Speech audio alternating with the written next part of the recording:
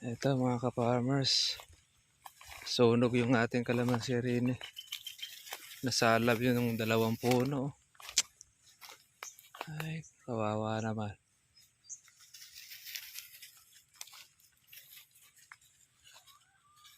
Nung magsilab din sa kawayan, nadamay ang ating kalamansi mga katribya. Yan.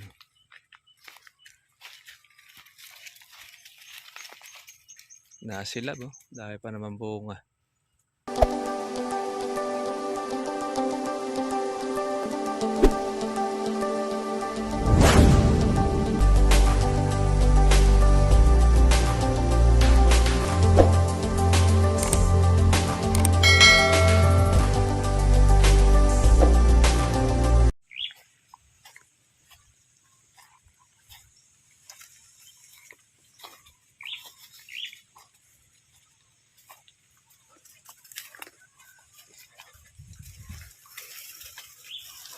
Ito mga ka-farmers, sunog yung ating kalamansi rin eh. Nasalab yun ng 2 puno. Ay, kawawa naman.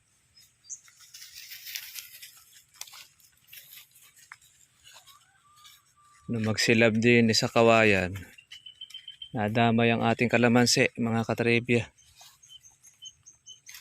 Yan.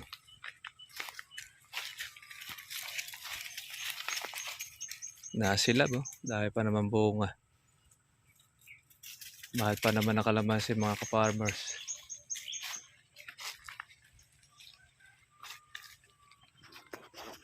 Ito ang isang problema natin mga ka-farmers pagka po yung gilid ng kapitbahay ninyo ay hindi po nalilinisan, lalo na po sa ganitong tabi po ng kawayan. Kaya yung sa atin, tinatin na po natin yung ating bayog. Yan, ito, biktima ito nung nasunog yung ating kalamansi, hindi na natin tinaniman. Dahil kung tinaniman natin at magkakaganyan uli, ang mangyayari niya mga katribya, sasayang na naman po yung ating kalamansi. Ang gaya nito, 2 na naman po yung naluto, nasilab. Yan mga katribya. Naglinis ito ng kawayan, nagsabog ng ating kapitbahay. Dahil ganito nangyari, nadamay po yung ating kalamansi. Yan, ito yung kawayan niya. Kumalat yung apoy. Lakas pa naman po mga ka-farmers po yung hangin. Kaya wawa yung kalamansi natin eh. I-report na lang po natin mga farmers po doon sa barangay kasi pag-aari po ni Kapitan po yung kalamansi hindi na sa may kabila sa baba. Mga yung tauhan po niya ang gumawa po noong pagsunog, nilinis. Yan, nadamay po yung mga kalamansi natin. Mahirap pong apulahan yung tubig o yung apoy, lalo na pagka ganyan. Malakas po ang hangin. Kaya nadalin naman ang ating kalamansi.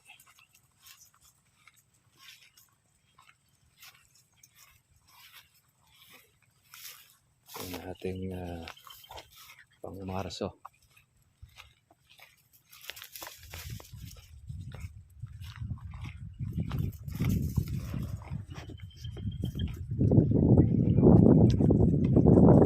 Ating update sa ating kalamansi.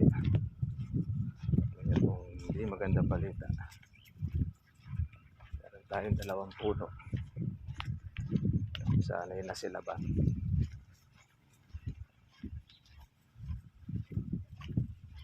Okay, mga farmers, ating balik na po tayo ulit doon. Hinilog lang po natin yung ating na-report ng ating tauhan.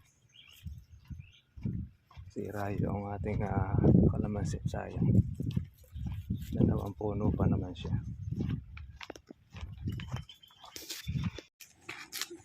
At mga farmers po, napitas na po itong ating kalamansi. Ngayon ay lalagyan naman po natin ng abono. Uy, sino yun? Ang ating organic fertilizer. Ganyan po ang ating practice. After po natin mapitas, dapat palitan natin po siya mga ka-farmers po na makakain po niya para yung mga pansunod ay meron siyang pang suporta at mabilis po yung paglaki. Saka siyempre yung ating mga bukong mga maliliit, yung mga tagtag na mga bulaklak ay pang suporta na rin po niya yan para po doon sa pataba.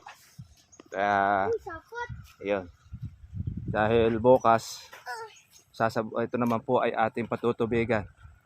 Halo sa isang buwan na rin mga ka-farmers na hindi po natin ito natutubigan dahil may pagkakataon na umuulan.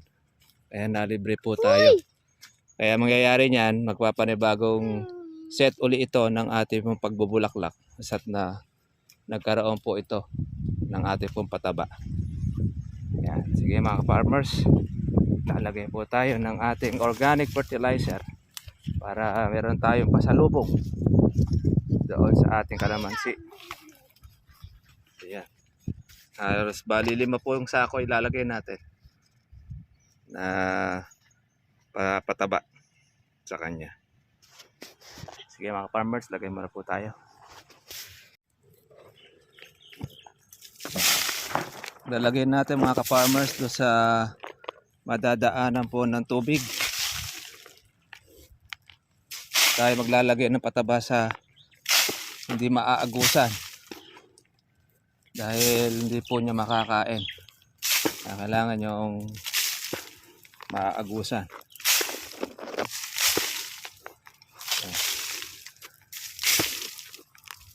Ito yung ating pangsuporta sa ating mga tagtag na mga bulaklak. Ngayon ay mga buko na siya.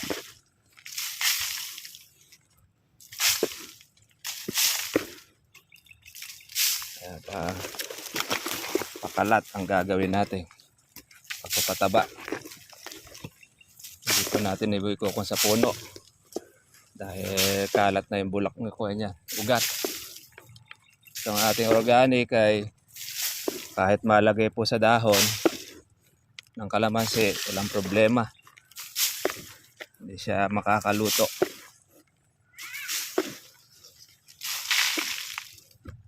Oh!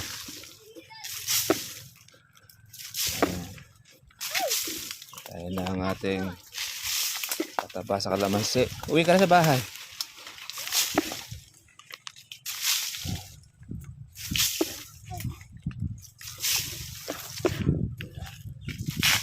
Ilagay tayo ang ating abono, mga katrevia. Wag. Ay, hindi pa na. Matapos nating mapitasan, ito ang ating susupply. Ako na magbibideo. Meron pang ano dito. Langit, papatubig yan. Ayun, May mga nalabas pa mga bulaklak. Kaya another batches ito. Another batch ng ating alaga.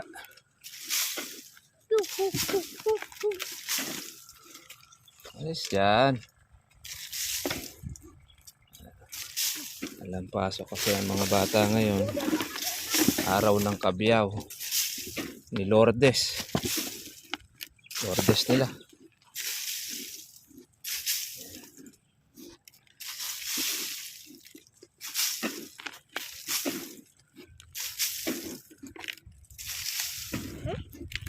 bakit hindi asin? Parang lupa.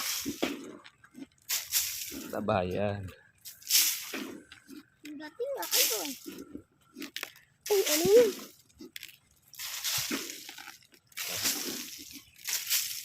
Kaya wala nang mananakaw ang mga kawatan. Dahil nakakuha na po yan. Napitas na natin. Ayan, maibibigay na natin uli sa kanya ang marapat, ang pagpapakain, pataba sa ating kalamansi.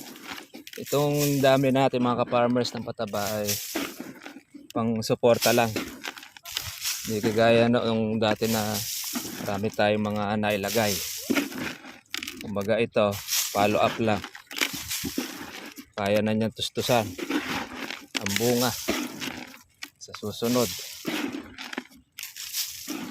Itong ating organic fertilizer. Tangan ko yun.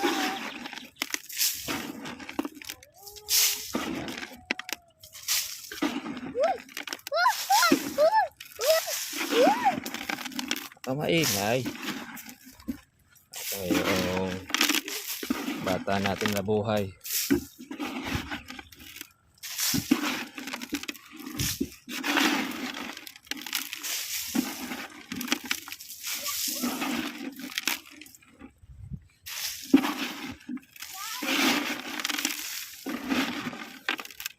Pinakalabas ka na. Balik-balik ka na. Ito pa oh.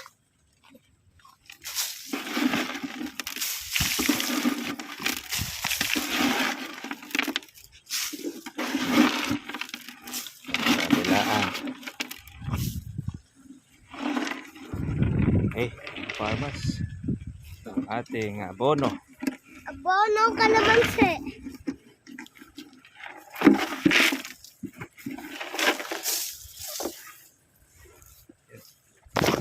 Abono.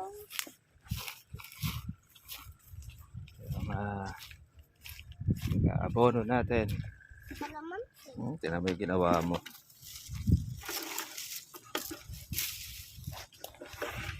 So mga katribya, ito kapag sabog na po tayo ng kulang 3, bukas po natin itutuloy mga katribya dahil may inabot na po tayo ng ating pong dilim, ng ating pong paglalagay ng ating abono. At yun po mga ka-farmers, bukas po ay tuloy na rin po natin ang ating pagpapatubig, pero meron pa tayo pang ilang pang natitira po na pitasin na itutuloy na lang po bukas. Para mga ka-farmers, God bless po sa inyo lahat. Kita na po tayo po bukas. Bye-bye.